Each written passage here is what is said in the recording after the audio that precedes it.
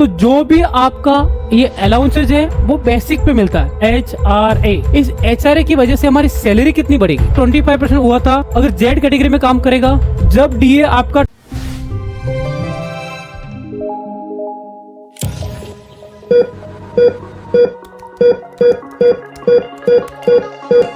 Hello dears, mission high nursing classes के online platform पे आपका बहुत बहुत स्वागत है। आज जो अपन डिस्कस करेंगे HRA, हाउस रेंट अलाउंस। अपने DA जब 50% से ज़्यादा हुआ या 50% हुआ, उस केस में आपका HRA कितना बढ़ता है या 25% के टाइम में कितना बढ़ा था, इसका अपन शॉर्ट में डिस्कस करेंगे। तो बेसिकली अपन बात करते हैं nursing officer plus all central government employ, ये सब के लिए कॉमन चीज़ है। नर्सिंग ऑफिसर की अपन बात करते हैं HRA की।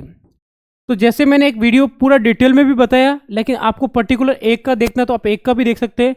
जो 2016 में 7 पे कमीशन लगा था। कब लगा था? 2016 में 7 पे कमीशन।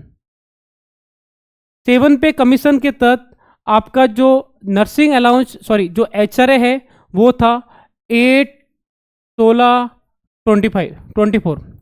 अब आपके माइंड में डाउट रहेगा कि सर 8, 16, 24 का क्या मीन्स है?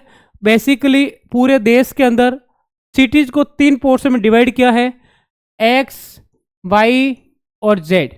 मतलब X कैटेगरी की सिटी जहाँ पे महंगाई थोड़ा ज़्यादा है, ज़्यादा कॉस्टली सिटी है, वो देश की 10 सिटी है। इसके बाद Y उससे थोड़ा कम और Z। जब DA आपका 25% हुआ था, तब उस केस में आपका HRA बढ़ा था। कितना बढ़ा था? 9, 18 और 27। लेकिन अभी आपका HRA कितना बढ़ा? अभी आपका DA कितना बढ़ा? अभी आपका DA बढ़ा है 50%। जब आपका DA 50% से ज़्यादा होता है, उस केस के अंदर Z कैटेगरी के अंदर जो HRA रहेगा वो 10% रहेगा, Y में 20% रहेगा और X के अंदर 30% रहेगा। अब बात करते सर ये HRA आपने परसेंटेज तो बता दिया, इस HRA की वजह से हमारी सैलरी कितनी बढ़ेगी? तो डेफिनेटली एक मैं बात करता हूँ, सपोज कोई नर्सिंग ऑफिसर 2 या 3 साल से काम कर रहा है, उसकी बेसिक सैलरी 50,000 है या 50,500 आती है, ठीक है, जो 3 ईयर की सर्विस के बाद में। तो जो भी आपका ये अलाउंसेज है वो बेसिक पे मिलता है। HRA किस पे मिलता है? बेसिक पे। तो बेसिक कितना है? 50,000 है। तो अगर अभी आपको इस रेंज का मिलता है, अब अगर आप मुंबई में काम करते हो, उस केस में इसका 3%, मतलब HRA की वजह से आपका 1,500 रुपये। Y कैटेगरी में काम करोगे तो 1,000 और Z कैटेगरी में काम करोगे तो 500 रुपये। तो बेसिकली मैं एक लाइन में ये बोल सकता हूँ, अगर कोई भी सेंट्रल गवर्नमेंट का एम्प्लॉय या नर्सिंग ऑफिसर की स्पेसिफिक बात कर रहा हूँ, वो अगर X कैटेगरी में काम करेगा तो उसका बेसिक्स का 3% बढ़ेगा, Y कैटेगरी में काम करेगा तो बेसिक्स का 2% बढ़ेगा और Z कैटेगरी में काम करेगा तो बेसिक्स का 1%।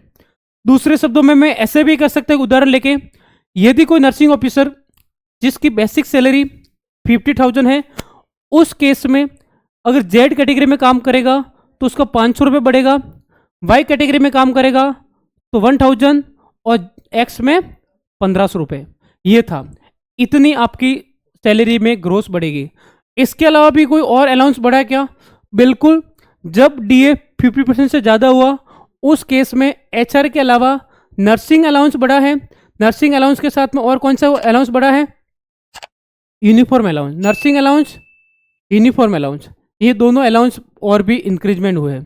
तो बेसिकली इससे सैलरी कितना ग्रोथ हुआ वो मैंने एक लास्ट पर्टिकुलर इसका वीडियो बनाया है, उसमें पूरा डिटेल डिस्कस किया। अभी अगर आप नर्सिंग ऑफिसर की तैयारी कर रहे हो तो आप मिशन हाई की बुक्स ऑर्डर कर सकते हो, साथ में आप ऑनलाइन कोर्स और टेस्ट सीरीज भी बाई कर सकते हैं। इसके लिए लिंक डिस्क्रिप्शन बॉक्स में अवेलेबल है। Thank you dears, all the best. जाते जाते वीडियो को लाइक जरूर कीजिए, चैनल को सब्सक्राइब कीजिए, जिसमें 1 सेकेंड का 15 हिस्सा भी नहीं लगेगा। जो साइड में आपको रेड बटन दिख रहा है उसके ऊपर क्लिक कर दीजिए, और अगर आपने पहले से क्लिक किया है तो अपने दोस्तों को भी इसके लिए मोटिवेट कीजिए, क्योंकि इसी से हमको थोड़ा और एनर्जी मिलेगी। हमारी टीम इसको बहुत अच्छे लेवल पे काम करेगी। Thank you dears.